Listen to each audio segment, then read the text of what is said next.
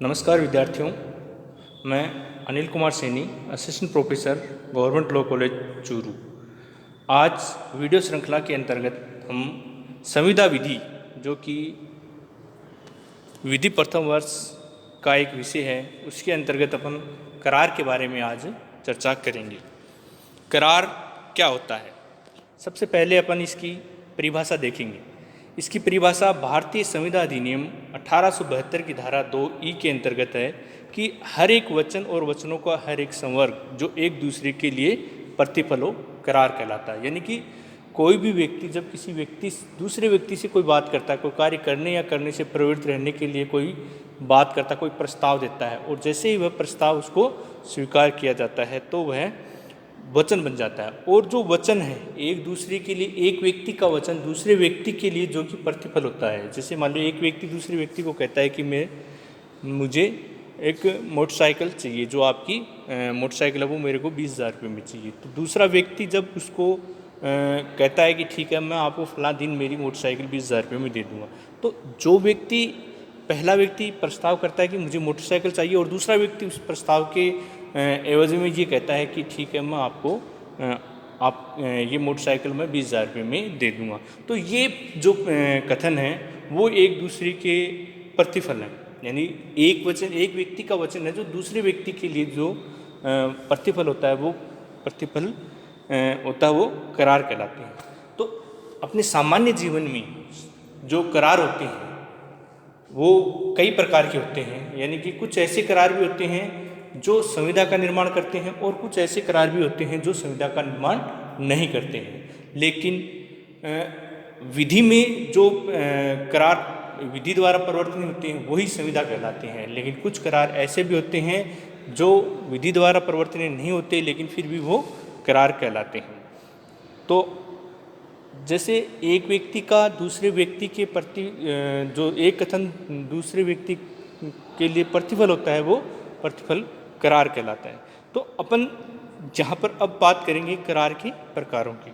तो करार हैं वो निम्न प्रकार के होते हैं। सबसे पहला जो प्रकार होगा वो है विधि द्वारा परिवर्तनीय करार। यानी जो विधि द्वारा परिवर्तनीय होते हैं, जिन्हें विधि द्वारा अपन परिवर्तनीय करवा सकते हैं, वही करार है वो संविदा का निर्माण कर सकते हैं। इस श्रेणी में उन करारों को रखा गया है जो भारतीय संविदा अधिनियम की धारा 10 की अपेक्षाओं को पूरा करते हैं। धारा 10 में संविदा के आवश्यक तत्वों के बारे में बताया गया है जो निम्न है। यानी कि ये वो करार कहलाते हैं जो भारतीय संविदा अधिनियम की धारा 10 के अंतर्गत जो भी आवश्यक शर्तें दी गई हैं संविदा की, उनको पूरा करते हैं। ये शर्तें निम्न हैं। नंबर 1 है करार जो प्रस्ताव के प्रतिग्रहण से हो।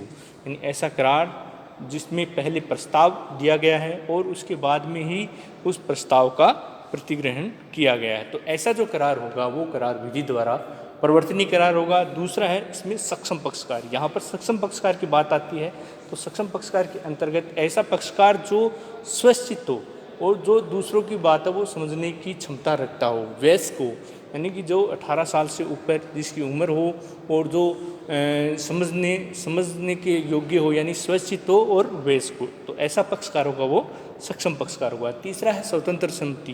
यानी किसी भी दबावपूर्वक की कोई भी प्रेशराइज करके या किसी प्रकार से दबाव डालकर कोई सम्मति नहीं ली गई हो, तो ऐसी अगर सम्मति दी जाती है और उसके परिणाम स्वरूप यदि कोई करार होता है, वो करार विधि द्वारा परिवर्तनीय होता है, जो कि संविदा का निर्माण करता है। अगला है जो इसका आवश्यक तत्व है वो है विधिपूर्ण प्रतिफल और विधिपूर्ण उद्देश्य। यानी कि जो करार किया गया है उसमें विधिपूर्ण प्रतिफल होना चाहिए और विधिपूर्ण ही उद्देश्य होना। यानी जिस कार्य के लिए कोई बात कही जाती है, कोई कार्य किया जाता है या करने से प्रवृत्त रहने के लिए कहा जाता है, तो उसके लिए यानी कि वो जो उद्देश्य और प्रतिफल है वो दोनों ही विधिपूर्ण होने चाहिए। नेक्स्ट जो इसकी आवश्यक तत्वों के अंतर्गत हैं इसमें संविदा के धारा 10 के अंतर्गत वो है कि करार है अव्यक्त है, शून्य घोषित न हो। यानी कि कोई भी ऐसा करार किया गया है वो करार शून्य घोषित नहीं होना चाहिए, यानी कि वह वैध होना चाहिए। और अंतिम जो इसका आवश्यक तत्व है वह है करार लिखित, अनुप्रमाणित और रजिस्टर्ड होना चाहिए। यानी जो भी करार किया जाएगा वो लिखित होना चाहिए, अनुप्रमाणित होना चाहिए और रजिस्टर्ड होना चाहिए। अर्थात कि जो भी करार किया जाएगा उसे लिखकर या किसी दूसरे व्यक्ति से अटेस्टेड करवा के या उसे पंजीयन करवा के भी अपन ऐसे करार हैं विधि द्वारा प्रवर्तनीय करार वो माने जाएंगे, तो वो करार प्रवर्तनीय करार माने जाएंगे। अगला जो करारों के प्रकार हैं वो है विधि द्वारा अपरिवर्तनीय करार।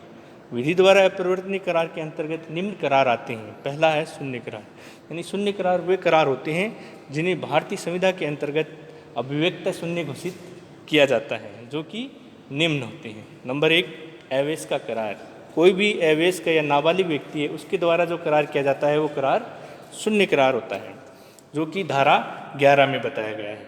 दूसरा है ऐसा करार जब दोनों पक्षकार तथ्य की भूल पर हों, यानी कि कोई ऐसे पक्षकार हैं कि जैसे मान लो कि फलां संपत्ति बेचनी है, लेकिन उस संपत्ति के बजाय दूसरा पक्षकार सोचता है कि मेरे को ये संपत्ति दी जा रही है, तो उसके बारे में यदि वो ये मानता है कि जिसमें तथ्य के बारे में ही व्यक्ति भूल में हो, तो ऐसे जो करार होंगे वो करार भी शून्य करार होंगे। अगला जो है वो है विधि विरुद्ध प्रतिफल और उद्देश्य वाले करार, यानी ऐसे करार जो विधि विरुद्ध हों, यानी उनमें उद्देश्य है वो भी विधि विरुद्ध है और प्रतिफल भी है विधि विरुद्ध है। जैसे मान लो कि तस्करी का सामान है या कोई चोरी का सामान है, तो ऐसे जो भी करार होंगे वो विधि द्वारा परिवर्तनीय करार नहीं माने जाएंगे, उन्हें अपन विधि द्वारा अपरिवर्तनीय करार और वो करार शून्य करार होंगे। अगला जो इसमें शून्य करार है वो है बिना प्रतिफल के करार, यानी कुछ करार है वो अगर जैसे अपन ने संविधा में देखा है कि प्रतिफल भी होना चाहिए और उद्देश्य भी होना चाहिए, लेकिन जहाँ पर प्रतिफल नहीं होगा तो वो करार शून्य माने जाएंगे। विवाह के अवरोधक करार, यदि कोई व्यक्ति किसी व्यक्ति पर ऐसा अवरोधक लगाता है कि वह विवाह नहीं करेगा, तो ऐसे जो करार होंगे वो विवाह के अवरोधक करार कहलाएंगे, जो कि धारा 26 के अंतर्गत बताए गए हैं, तो वो करार भी शून्य करार होंगे। अगला है व्यापार के अवरोधक करार। यदि कोई व्यक्ति किसी दूसरे व्यक्ति को व्यापार नहीं करने से, व्यापार करने से रोकता है या व्यापार नहीं करने देता है, तो ऐसा कोई अवरोधक करार किया जाता है, तो वो करार भी शून्य करार माने जाएंगे।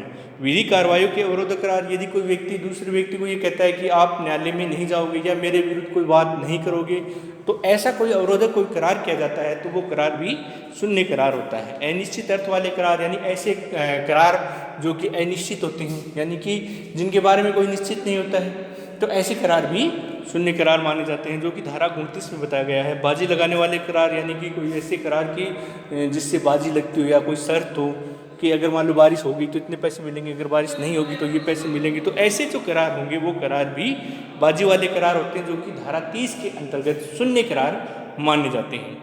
अगले हैं वो है आरंभिक असंभव कार्य करने वाले करार। जैसे मान लो कोई व्यक्ति ये कहता है कि यदि वह 5 मिनट में 10 किलोमीटर चला जाए या 5 मिनट में 15 किलोमीटर चला जाए या 5 किलोमीटर चला जाए, तो ऐसी जो करार यानी जो कि संभव नहीं है, या कोई ये कहता है कि 2 सीधी लाइनों को आपस में मिला दो तो मैं तुम्हें 5,000 रुपये दूंगा, तो ऐसे जो करार होंगे वो करार आरंभिक असंभव कार्य करने वाले करार कहलाते हैं, जो कि धारा 36 में बताए गए हैं। कुछ करार ऐसे होते हैं जो वैध होते हैं लेकिन उन्हें विधि द्वारा परिवर्तनीय नहीं कराया जाता है। अगले जो है विधि द्वारा परिवर्तनीय करार वो है वैध किंतु अपरिवर्तनीय करार। पिछले जो करार थे वो थे शून्य करार और दूसरे हैं अब वैध किंतु अपरिवर्तनीय करार। ये वे करार होते हैं जिन्हें कानून स्वीकार तो करता है लेकिन लागू नहीं कर सकता, अर्थात कानून के निगाह में ये करार तो होते हैं परंतु संविधा का निर्माण नहीं कर सकते, इन्हें विधितः परिवर्तनीय नहीं कराया जा सकता। यानी कि वो करार जो वैध तो हैं लेकिन उन्हें विधि द्वारा परिवर्तनीय नहीं कराया जा सकता। इसमें जैसे वेलफोर बनाम वेलफोर, श्रीमती वेलफोर का 1919 का मामला है, जिसमें ये कहा गया था कि संविधा में विधिक संबंध स्थापित करने का आशय होना चाहिए। यदि विधिक संबंध स्थापित करने का कोई आशय नहीं है तो ऐसा जो भी संविधा बनाई जाएगी तो वो संविधा वैध संविधा नहीं मानी जाएगी। यानी वो करार तो होंगे लेकिन उन्हें विधि द्वारा परिवर्तनीय नहीं कराया जाएगा। यानी कि यदि विधिक संबंध स्थापित करने का आशय नहीं है तो वहाँ पर संविधा को परिवर्तनीय नहीं कराया जा सकता। तो ऐसे जो भी करार होंगे उन्हें विधि द्वारा परिवर्तनीय नहीं कराया जा सकता। वेलफोर का भी जो केस था उसमें भी जैसे मान लो कि एक पति है वो पत्नी को मान लो को पैसे दे, उसके भरण पोषण के लिए पैसे देता, तो वहाँ पर आशय नहीं होता है कि भाई वो केवल ठीक है कि आप वशीभूत प्रेम से वशीभूत होकर ये कहता है कि ठीक है मैं आपको हार दिला दूंगा, या कोई अन्य कोई ऐसी बात बताता है कि जिसे करने के लिए वह विधि द्वारा आबद्ध नहीं होता है। तो ऐसे जो करार होते हैं वो वैध तो होते हैं, लेकिन उन्हें विधि द्वारा परिवर्तनीय नहीं कराया जा सकता है। और कुछ जो करार हैं वो ऐसे भी होते हैं जिन्हें वो वैध तो होते हैं, लेकिन वो अपरिवर्तनीय होते हैं, यानी कि जिन्हें विधि द्वारा परिवर्तन नहीं कराया जा सकता है, जैसे कि सामाजिक करार। सामाजिक करार के अंतर्गत कुछ ऐसे करार आते हैं जो अपने समाज के अंदर ही करार होते हैं। जैसे मान लो कि किसी व्यक्ति के यहाँ पर कोई प्रोग्राम होता है और वह किसी दूसरे जो उसका मित्र है उसको ये कहता है कि आप मेरे फला दिन मेरे प्रोग्राम में आप उपस्थित हो, वहाँ पर मैं आपको रात्रि भोज के लिए निमंत्रित करता हूँ। लेकिन किसी कारणवश यदि कोई दूसरा व्यक्ति जो मित्र है वो अगर नहीं आ पाता है उस दिन, तो क्या वह व्यक्ति जिसने निमंत्रित किया है वह न्यायालय में जाके उसके विरुद्ध वाद संस्थित कर सकता है कि मैंने आपके लिए खाना बनाया था, वो मेरा खाना खराब हो गया। तो ऐसे जो करार होते हैं, करार तो वो वैध होंगे, लेकिन उन्हें विधि द्वारा परिवर्तनीय नहीं कराया जा सकता है। ऐसे ही पारिवारिक करार है। पारिवारिक करार के अंतर्गत जैसे मान लो कोई पिता है वो अपने पुत्र को कहता है कि इस बार यदि परीक्षा में तुम अव्वल आए या इस बार इस परीक्षा में आपने सफलता प्राप्त की तो मैं आपको मोटरसाइकिल दिला दूंगा या कोई अन्य बहुमूल्य चीज़ है वो दिलवाऊंगा। तो ऐसी स्थिति में यदि पिता अपने पुत्र को कोई नहीं दिला पाता है तो ऐसे करार को न्यायालय द्वारा परिवर्तनीय नहीं कराया जा सकता है, क्योंकि इन करारों को वैध तो माना गया है लेकिन ये विधि द्वारा परिवर्तनीय नहीं होते हैं। ऐसे ही राजनीतिक करार हैं। राजनीतिक करार के अंतर्गत जैसे कोई नेता कहता है कि अगर मैं जीत गया तो मैं ये करवा दूंगा, वो करवा दूंगा, या ये योजनाएं लेके आ जाऊंगा या ये योजनाएं ले आऊँगा। तो ऐसी स्थिति में यदि कोई राजनीतिक पार्टी का कोई नेता है अगर वो नहीं लेके आता है, अगर कोई योजना नहीं लाता है या वो वादे पूरे नहीं करता है, तो कोई भी व्यक्ति उसके विरुद्ध न्यायालय में जाकर उसके परिवर्तन कराने के लिए वाद संस्थित नहीं कर सकता। तो ऐसे जो करार होते हैं वो वैध होते हैं, लेकिन उन्हें विधि द्वारा परिवर्तनीय नहीं कराया जा सकता। अगले जो करार हैं ऐसे जो वैध हैं किंतु अपरिवर्तनीय होते हैं, तो वो है धार्मिक करार। धार्मिक करार के अंतर्गत जैसे अपन किसी भी परीक्षा से पहले अपन भगवान के पास जाते हैं या कोई अन्य अगर सफलता प्राप्त करने के लिए अपन कहीं पर धर्म के अंतर्गत यदि किसी भगवान को ये कहते हैं कि ठीक है अगर मैं पास हो गया या परीक्षा में पास हो गया तो मैं 100 मणि करूँगा, 2.5 मणि करूँगा या इतने रुपये का मैं प्रसाद चढ़ाऊँगा। तो ऐसी स्थिति में यदि कोई व्यक्ति उस जो उसने वादा किया है, जो उसने करार किया वो करार पूरा नहीं करता है, तो जैसे मान लो कि मंदिर में गए, मंदिर में जाने के बाद में ने बोल दिया है कि अगर मैं इस चीज़ में सफल हो गया तो मैं 1100 रुपये का प्रसाद बांटूंगा। तो ये अगर मान लो 1100 रुपये का प्रसाद नहीं बांटा गया तो क्या मंदिर का पुजारी है वो न्यायालय में जा सकता है और ये कह सकता है कि आपने इतने पैसे बोले थे या मंदिर के निर्माण के लिए आपने बोले थे। तो ऐसे जो करार होते हैं वो वैध तो माने जाते हैं, लेकिन उन्हें विधि द्वारा परिवर्तनीय नहीं कराया जा सकता।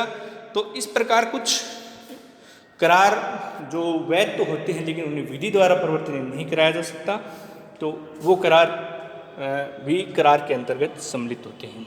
इसी प्रकार आगे अपन इन चीज़ों के बारे में सारी डिटेल से बातें करेंगे। जो भी धाराएं हैं, जो जैसे शून्य करार हैं या वो करार या विधि द्वारा परिवर्तनीय करार है, उन करारों के बारे में अपन आगे इस विधि में या वीडियो श्रृंखला के अंतर्गत आगे अपन चर्चा करेंगे। धन्यवाद।